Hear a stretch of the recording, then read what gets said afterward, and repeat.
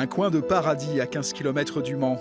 Le château de Vilaine fut édifié au début du XVIIe sur les ruines d'un château du Moyen-Âge. Le massif et le défensif cédaient la place à l'élégance.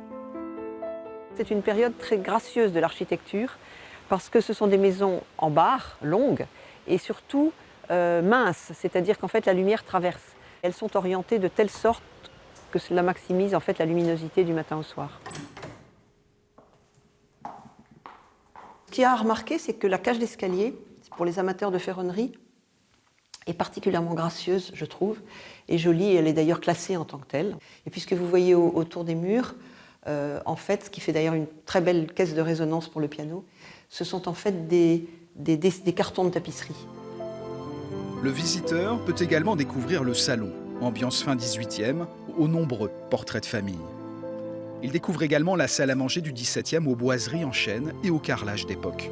Une chose que vous ne voyez pas, mais que vous me croirez sur parole, c'est qu'à l'intérieur de la cheminée, il y a le blason, la famille du marquis d'O, qui a été le propriétaire, lui et ses descendants, pendant tout le XIXe siècle.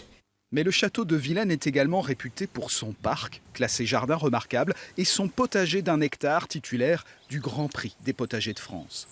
Il est traditionnel parce qu'il a une structure en carré qui est assez traditionnelle, comme au XVIIe siècle. Ce qu'il a de pas tout à fait conventionnel, c'est qu'il mélange hardiment des légumes qui se mangent tous. Il n'y a pas de légumes d'apparat, j'allais dire, mais aussi des fleurs. Donc vous voyez par exemple, ici vous allez trouver aussi bien des sauges que des tomates ou des haricots verts. Marie-Josée et son épouse sont tombés amoureux des lieux il y a 20 ans, une passion qu'ils partagent chaque été avec le public.